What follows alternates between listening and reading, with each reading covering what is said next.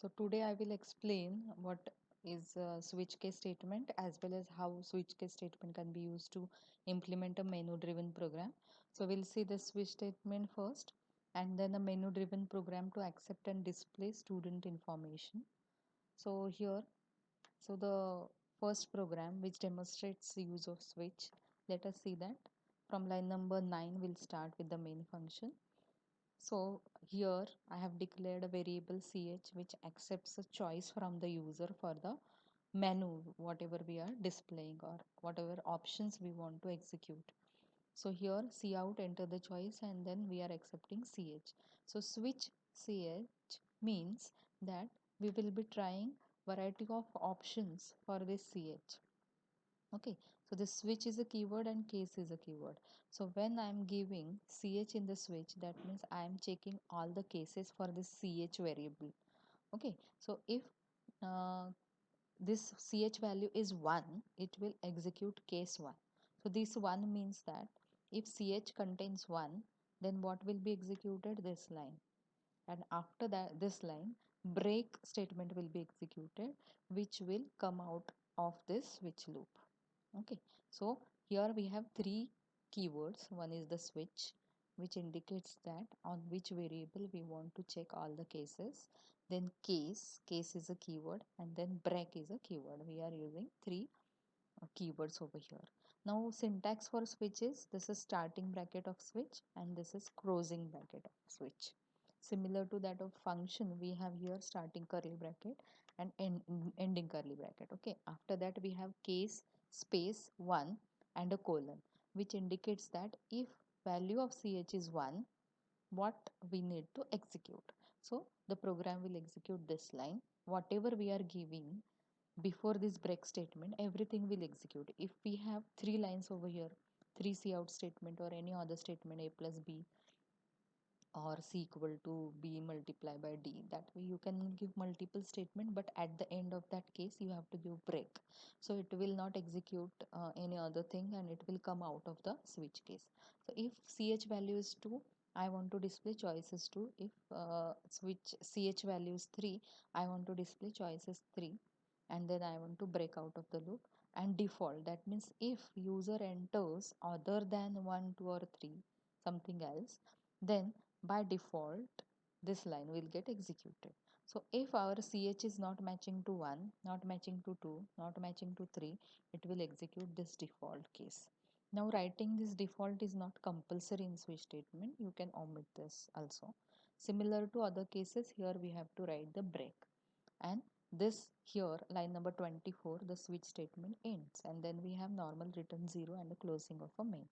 Let us see how it works. So first we'll see whether code is having any error or not, and then we'll run this. Now these cases are similar to that of if 1 then what to do, if 2 what to do this. So these are the cases. Let us see the output. Here the enter choice is executed because of line number 12. I am giving choice as 1, so it is displaying choice as 1 because we have given this line number 16, choice is 1. Similarly, if I run this code again and I will give number as 3, so it will run the third case and it will show choice is 3 and it will break out of the loop. Now let us see if I am giving something which is other than 1 2 3. Let us see 44. So what it is giving, it is running the last default case, that is choice is other than 1 2 and 3. Okay, so this is how to use switch statement. This is the first thing.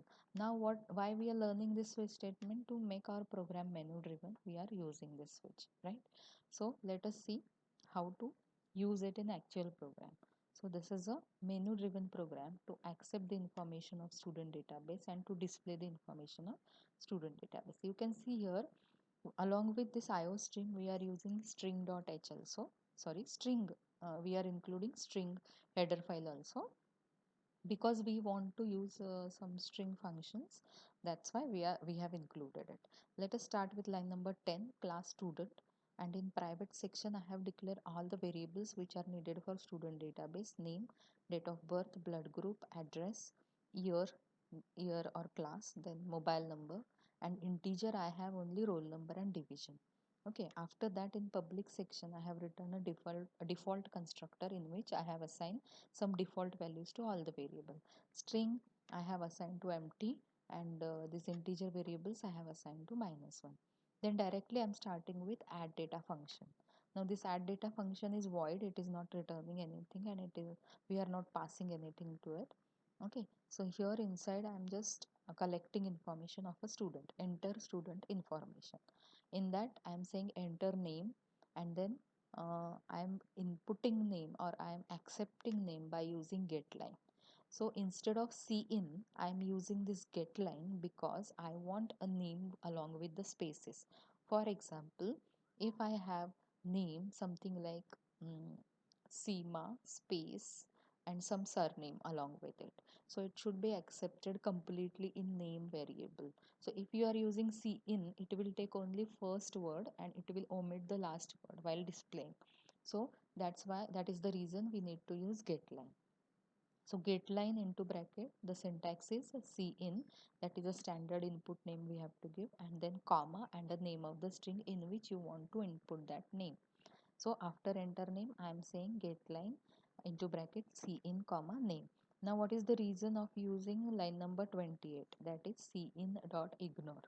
So sometimes when we use this get line, either the input is not accepted because of some reasons, or it goes to infinite loop sometimes, or some kind of error occurs. So we have to clear the input stream first before accepting the string along with the spaces.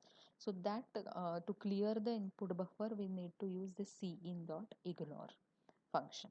And this getLine function, to accept the string we need to include string in the along with the IO stream.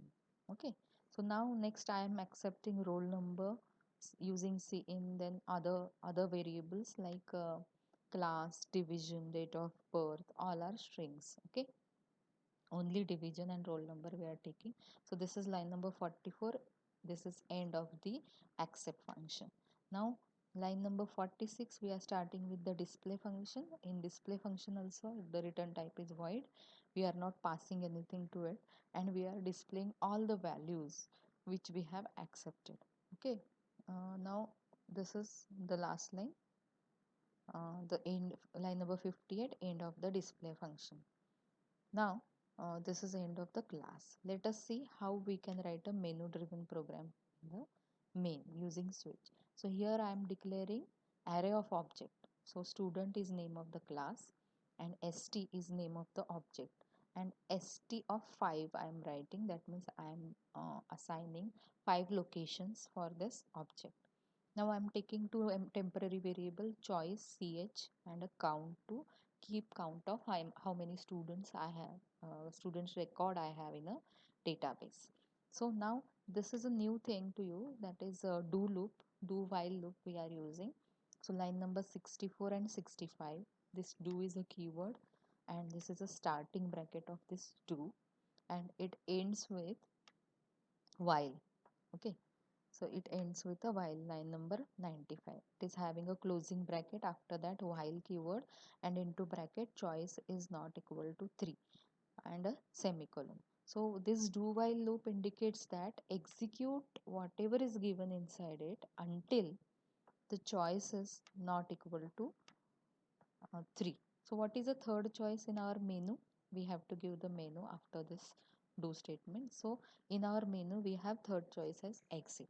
So until and unless user is not exiting, you continue adding and displaying the students. This is what we want to repeat. So here we have created our menu what as per our student information system requirement. Okay, so in menu the first number is add information, second number is display information, and third number is exit choice. After that I am asking user to enter the choice, and this program will accept this choice. Okay, and it will apply switch case to it. If the choice is 1 means what, I want to add the information. This is what the meaning of case 1. So st of count, so count is initially what value we have given here. See here, count value is 0. Okay, so st of 0 will be done first. So we are adding element to uh, zeroth element of the object. Okay, object array of objects. So we are adding first record if we are adding to zeroth element. So st of 0 dot add data, so it will call the add data function, and then it will increment the count. So why we are incrementing count? Because we have stored information at location number 0. Next time if student data will be added, it should get added to next location. So after 0, which is next 1. So when we are saying count plus plus, that means it will increment that 0 to 1 again at one location. Next time if same choice is given by the user for adding the information will be added to first location. This is the reason of giving this count plus plus. That means add values to 0th location and increment the location next time. After that I am giving a break. That means once this addition of information is done, come out of the loop. So it will come out of this loop, line number 93, and again it will check whether the choice is 3. No, it is not 3. So it will again display this menu and will ask user to enter the choice. So this time if user enters 2, that is display the information. So what I am doing, I am taking a for loop and I want to display all object contains. So I have array of objects which starts from 0 up to some maximum value. So how I will know that how many students are added currently in the database? By using this count, because while adding the data I have maintained the count. So this count will give me total number of students I have added in the database. So that's why I'm using this count. If there are no student added, then this count will be 0. Okay, but after adding only we will be going to display. So if I have added 2 students, this loop will vary from 0 to 1, that is less than 2. So I'm displaying st of j dot display. So it will display 0th record, then first record, and then it will end. It will break and it will come out of the loop. It will again ask for the user choice over here.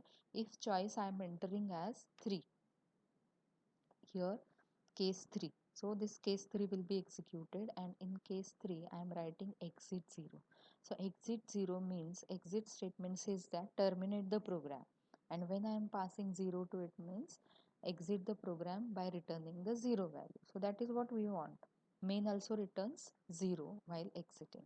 So here we are exiting our program by returning value 0. So this terminates the program, that is ends the program. This is how we can write a menu driven program. Let us see how it runs.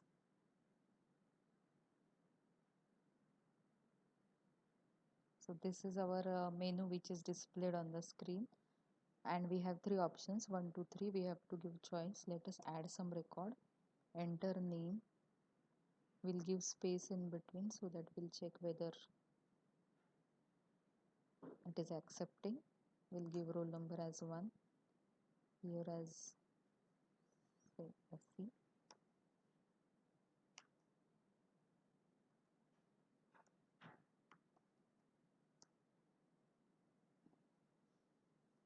This is the information we need to input.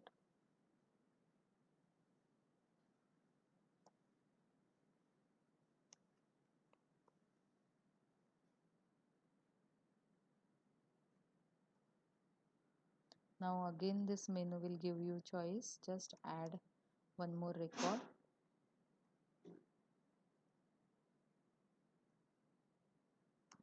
This is second record, so I will give number 2 at all places. Now let us see whether it will display the information. So I am giving choice here as 2. It will run. See here, the first record which is displayed is Seema with the name Seema space B and some other information. Similarly, second record we have recorded as Tina A. Okay, and it has displayed menu again. Again, if I want to add, I will give option as 1, and then I will enter name, and I will add roll number as 3 so that we can identify that this is a third record. Now let us display give choice as 2. Now here you can see I have added 3 records now. 3 records are displayed, 1, 2 and 3. Now let us give choice as exit. So this code will be exited. From here we can go to the main program. Now this is how a menu driven program runs. So it runs continuously until and unless you have not given the exit choice. So when you give the exit choice, the program is exited. So this is the complete program. You can see this is class which is declared. In private section we have variables. In public section we have a default constructor first. Then we have void add data function which is adding the data to the object. Then we have display function, whatever object we are passing it will display it. After this we have main function. In main function we have started with do while loop 64 and 65 line. Then we have displayed the menu. After menu we have used switch cases for our three cases, that is adding information, the second case is display of information, and then third choice we have exit. Okay, so this is the last condition 95. While choice is not equal to 3, the menu will run continuously. Then we have return 0 and then we have end of main. So this is how you can write a menu driven program for student information system.